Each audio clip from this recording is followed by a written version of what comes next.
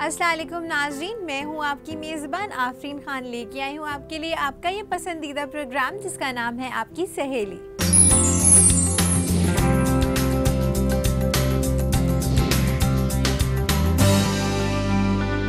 नाज़रीन, आज हम आपके लिए लेकर आए हैं खूबसूरत रहे आप, और साथ ही साथ आपकी मुलाकात कराएंगे हमारे ब्यूटी एक्सपर्ट से।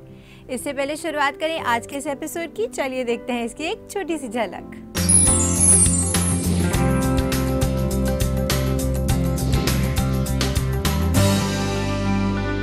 शादी जैसी तकरीबात में जाते वक्त हमें अपने आउटफिट के साथ जिस चीज पर सबसे ज्यादा तवज्जो देने की जरूरत होती है वो होता है हमारा मेकअप। अगर मेकअप सही तरीके से किया जाए तो वो आपके हुस्न की दिलकशी में इजाफा कर देता है।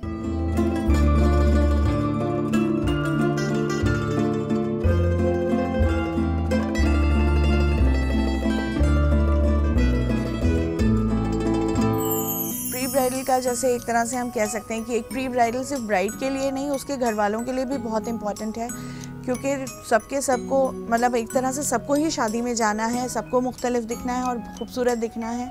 इसके लिए बहुत ज़रूरी है कि आप अपनी स्किन टाइप पहचान लें।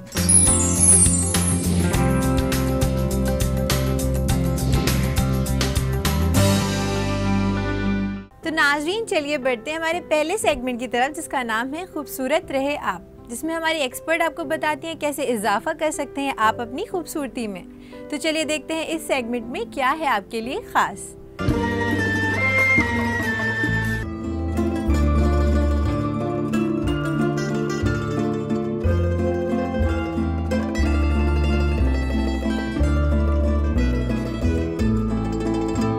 शादी जैसी तकरीबात में जाते वक्त हमें अपने आउटफिट के साथ जिस चीज पर सबसे ज्यादा तवज्जो देने की जरूरत होती है वो होता है हमारा मेकअप। अगर मेकअप सही तरीके से किया जाए तो वो आपके हुस्न की दिलकशी में इजाफा कर देता है। तो आज हम आपको बताएंगे एक ऐसा ही मेकअप जो आपको नेचुरल लुक के साथ साथ खूबसूरत भी बनाएगा। सबसे पहले आप अपने फेस पर फाउंडेशन अप्लाई करेंगे और इसे अच्छी तरह ब्लेंड कर लेंगे। अब कोकोनट क्लींजर लेंगे और इससे अपने होठों को क्लीन कर लेंगे, जिससे होठों से फालतू फाउंडेशन साफ हो जाए। इसके बाद लिप बाम लेंगे और इसे होठों पर लगाएंगे ताकि आपके लिप्स मॉइस्चराइज हो जाएं। अब आई प्राइमर लेंगे और इसे आंखों पर लगाएंगे। आई मेकअप के लिए हम पेस्टल शेड्स के आई शेडोज का इस्तेमाल करेंगे। इसके लिए सबसे पहले पीच कलर का बेस शेड आंखों पर लगाएंगे। इसके बाद लाइट ब्राउन कलर को आंखों की क्रीज पर लगाएंगे। अब डस्टी पिंक शिमरी शेड को दोबारा क्रीज पर लगाएंगे, जो आपकी आंखों को थोड़ा शिमरी लुक देगा। इसके बाद लाइट पिंक कलर के शेड को आईलिड के ऊपर की तरफ लगाएंगे। अब ब्राउन शिमरी लुक को लैश लाइन पर लगाते हुए आंखों के कॉर्नर पर लगाएंगे और वी शेप लुक देंगे। इससे आपकी आंखों की खूबसूरत बनावट जाहिर होगी। अब हाईलाइटिंग शेड को आईब्रोज के नीचे की तरफ लगाएंगे। इसके बाद लिक्विड क्लींजर लेंगे, इसे आंखों के निचले हिस्से पर वी शेप में लगाएंगे और इसके साथ फोरहेड पर भी अप्लाई करते हुए अच्छी तरह ब्लेंड कर लेंगे। अब एक लाइट शेड पाउडर को इस हिस्से में लगाएंगे जिससे आपका कंसीलर सेट हो जाए। अब ब्राउन कलर का शेडो आंखों के नीचे की तरफ लगाकर इसे वी शेप देंगे। इसके बाद आई पेंसिल से आंखों को लाइन करेंगे और लिक्विड आईलाइनर को ऊपरी आईलिड की तरफ लगाएंगे। अब फेस पाउडर लगाकर मेकअप को सेट कर लेंगे। इसके बाद ब्राउन हाइलाइटर को अपनी चीक बोन्स और फोरहेड पर लगाकर इसे हाईलाइट करेंगे। अब लाइट पिंक ब्लशर को गालों पर लगाएंगे। आईब्रोज को आई पेंसिल या आईब्रोज स्टिक से शेप देंगे। आंखों पर मस्कारा लगाने से पहले इसे आईलैश कर्लर से कर्ल कर लेंगे। उसके बाद इस पर मस्कारा लगाएंगे। अब लिप मेकअप के लिए सबसे पहले होठों को न्यूड लिप लाइनर से लाइन करेंगे और इसे होठों पर भी लगाएंगे। आखिर में होठों पर न्यूड कलर का लिप ग्लॉस लगाएंगे और आपका मेकअप अब मुकम्मल है। इस मेकअप के साथ पिंक लेजी स्कार्फ का इस्तेमाल आपको एक खूबसूरत लुक देगा। अगर इस आउटफिट के साथ आप एमरल्ड का ये लॉन्ग नेक पीस ट्राई करें तो ये आपको और भी दिलकश बना देगा। तो खवातीन, इस वेडिंग सीजन आप भी इस ट्रेंडी और क्लासी लुक को ट्राई करें और नजर आए खूबसूरत।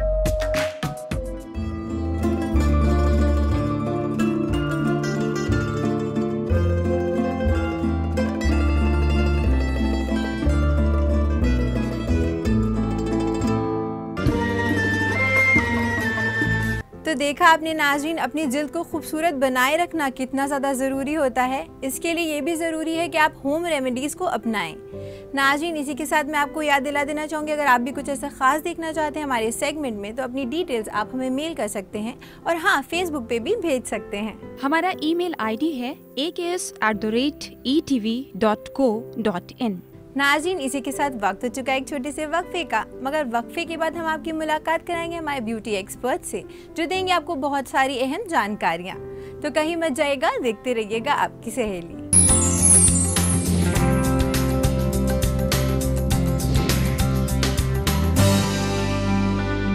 नाज़रीन, वक्फे के बाद आपका खैर मकदम है इस प्रोग्राम में जिसका नाम है आपकी सहेली। तो नाज़रीन, चलिए बढ़ते हैं हमारे दूसरे सेगमेंट की तरफ जिसका नाम है ब्यूटी एक्सपर्ट टॉक।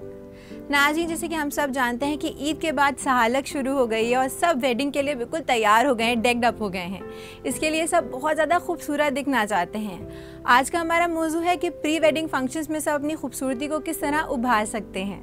इस बार में तमाम जानकारी देने के लिए हमारे साथ जुड़ रही हैं हमारी एक्सपर्ट जिनका नाम है समरीन खान। तो चलिए चलते हैं इनके जानिब इस्तकबाल करते हैं इनका। समरीन, आपका इस्तकबाल है हमारे इस प्रोग्राम में। शुक्रिया। समरीन, जैसे कि हम सब जानते हैं कि ईद के बाद सहालक स्टार्ट हो जाती है, ऐसे में सब वेडिंग्स शुरू हो जाती हैं। सारी जो ख़वातीन होती हैं हमारी बड़ी खूबसूरत दिखना चाहती हैं, मुख्तलिफ दिखना चाहती हैं। तो इसके बारे में आप उन्हें क्या कहना चाहेंगी? देखिए, आज अभी ईद हमारी गुजरी है और हम लोग बहुत खुशी से इसे मनाते हैं, लेकिन कहीं ना कहीं अपनी डाइट का ख्याल रखना छोड़ देते हैं। बहुत ज़्यादा डाइट को निगलेक्ट करने लग जाते हैं और तला भुना खाते हैं, नींद को भी निगलेक्ट करते हैं।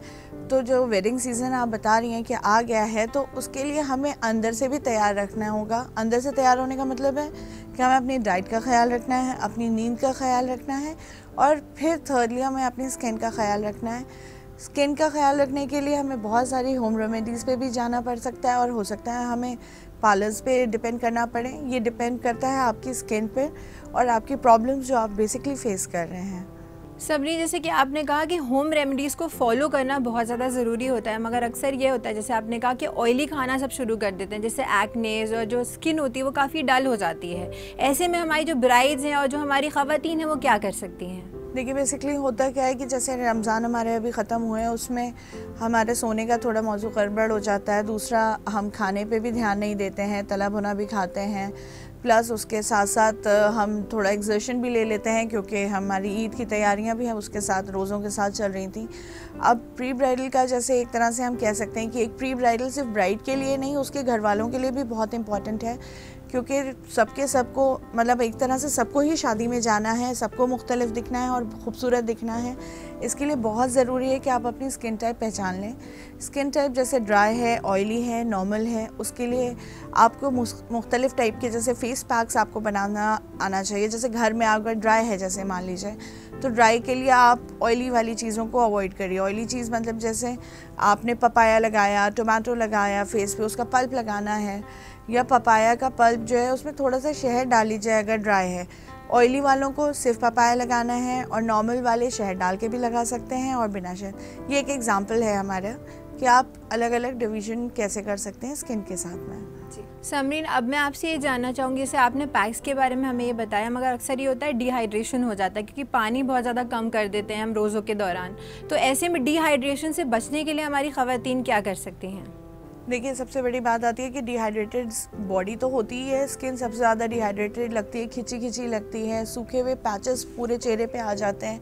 एंड ब्राइड्स को इसका बहुत ज़्यादा ख्याल रखना चाहिए क्योंकि जब मेकअप करते हैं तो वो पैचेस जो हैं सारा मेकअप खींच लेते हैं, अपने अंदर एब्जॉर्व कर लेते हैं उस जगह से, और वो अजीब सा भुरभुरापना वहाँ पर रह जाता है, जैसे सूखी खुश्की जैसा लुक आ जाता है।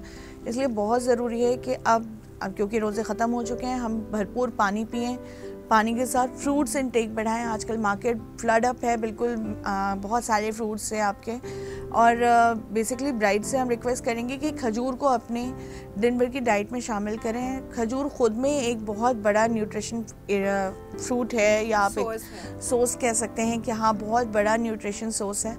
और उसको अगर आप ले रहे हैं तो इंटरनली सारी चीज़ें आपकी वर्कआउट हो रही हैं, प्लस पेट साफ़ हो रहा है, फ्लश आउट हो रहा है, इंटॉक्सिकेशन बॉडी का हो रहा है, तो ऑन दी होल वो आपको बहुत ज़्यादा फ़ायदा दे रहा है। समरी, जैसे कि हम बात कर रहे हैं प्री वेडिंग फंक्शंस के बारे में, तो ऐसे में जो हमारी ख़वातीन होती हैं बड़ी मुख्तलिफ दिखना चाहती हैं, बहुत ही प्यारी सी दिखना चाहती हैं, तो ऐसे में कैसे मेकअप का इंतखाब करें, वो कैसे मेकअप लगाएं, किस तरह की लिप शेड्स लगाएं, इसके बारे में आप बताइए।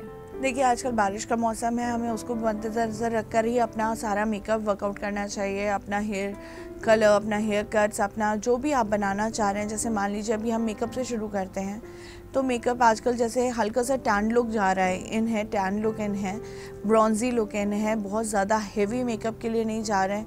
प्लस हाई बन, या तो बिल्कुल पहले एक स्ट्रेटनिंग का एक दौर चला था जब बहुत लोग स्ट्रेटनिंग पे जाते थे, बाल सीधे बिल्कुल एक बारी जैसे स्टेप्स का चला था। आजकल हाई बन, मुख्तलिफ टाइप के हाई बन, सामने से पफ्स का चलन चल गया है, उसके साथ खूबसूरत हेयर एसेसरीज़ लगाने का वो है। प्लस उसके साथ में हेयर कलर्स भी आजकल चेंज हो गए हैं, ब्लंट कलर्स आ गए हैं, मतलब ब्लंट मीन्स जैसे मूव आपका आ गया, वायलेट आ गया, मरून आ गया, आजकल ये इन है। उसकी एक लट कर दी जाती है एक हाइलाइटर के तौर पे, पूरे अलग अलग उसके सेक्शंस नहीं करे जाते हैं, उसको एक हाइलाइटर दे दिया जाता है जो पूरे लुक को चेंज कर देता है। और प्लस मेकअप की जहाँ तक हम बात कर रहे हैं, हमें वाटरप्रूफ मेकअप के लिए जाना चाहिए। स्मर्जिंग वाला कोई भी चीज़ नहीं यूज़ करना चाहिए, जैसे काजल हो गया, जिससे ज़रा सा भी पानी पड़े और स्मर्ज हो जाए, ऐसी हर चीज़ को अवॉइड करना चाहिए। समरी, जैसे कि अभी आपने बात करी मेकअप की, मगर अब हम अगर आए फेशियल से स्पास पे, तो ये कराना टाइम टू टाइम बहुत ज़्यादा ज़रूरी होता है, वरना हमारी स्किन ड्राई हो जाती है। इसके बारे में आप हमारे नाज़रीन को क्या बताएंगे? बहुत ज़रूरी है। जैसे कि अभी हम बात ही कर रहे थे कि रमज़ान ख़त्म हुए हैं, हमारी कई ब्राइड्स जिनके पास टाइम नहीं है, बिल्कुल अब एंड टाइम रह गया है और शादी सर पे खड़ी है, उनको हम स्पेशली गाइड आउट करना चाहेंगे कि आप कोई भी फेशियल लीजिए, go for the international brands. International brands के फेशियल्स जो होते हैं वो एक सर्द मौसम के हिसाब से दिए गए होते हैं, क्योंकि बाहर देखिए फॉरेन कंट्रीज़ में सर्दी ज़्यादा रहती है और वो बहुत ज़्यादा हाई न्यूट्रीफाइड होते हैं, थोड़ा सा ऑयल बेस ज़्यादा होते हैं, थोड़ा सा ग्लॉसीनेस ज़्यादा होती है, उसमें न्यूट्रिशन फैक्टर एक्सेसिव होता है, विटामिन फैक्टर एक्सेसिव होता है। आप डिपेंड करता है आप कौन सा फेशियल करा रहे हैं, लेकिन हर चीज़ में एक्सेसिव होता है। आप इंटरनेशनल ब्रांड्स पे चले जाएं, इंडियन ब्रांड्स में एक्चुअली होगा तो उतना नहीं फैक्टर्स इंक्लूडेड होंगे, प्लस सिरम्स कम होते हैं इंडियन प्रोडक्ट्स में, इंटरनेशनल प्रोडक्ट्स में होंगे। आप वो फेशियल्स कराएं, कम कराएं, उसकी फ्रीक्वेंसी कम रखें। जैसे आपने आज एक कराया तो 1-1.5 हफ्ते बाद ही कराएं, नहीं है तो 1 हफ्ते बाद बस 2 फेशियल्स करा लें। हर दूसरे तीसरे दिन क्लीन अप या फेशियल्स के लिए ना जाए, नहीं तो स्किन पफ़ी हो जाएगी, सूज जाती है और वो फिर लुक जो है आपका ख़राब करती है बनिस्बत अच्छा करने के। वेल समरीन, आप बहुत ही इंटरेस्टिंग जानकारियाँ दे रही हैं हमारे नाज़रीन को, मगर मैं आपको यहीं पे रोकना चाहूँगी और साथ ही साथ अपनी नाज़रीन को याद दिला देना चाहूँगी, अगर उनके भी हैं ब्यूटी से रिलेटेड कोई भी सवाल है जिनके जवाब चाहते हैं वो समरीन से या देना चाहते हैं हमें अपना बेशकीमती फ़ीडबैक, तो वो हमें मेल कर सकते हैं। और हाँ नाज़रीन, अपने सवालात आप हम तक पहुँचा सकते हैं फेसबुक के ज़रिए भी। हमारा ईमेल आईडी है aks@etv.co.in। नाज़रीन, अब वक्त हो चुका है एक छोटे से वक्फे का, मगर वक्फे के बाद हमारे एक्सपर्ट देंगे आपको और भी बहुत सारी इंटरेस्टिंग जानकारियाँ, तो कहीं मत जाइएगा, देखते रहिएगा आपकी सहेली।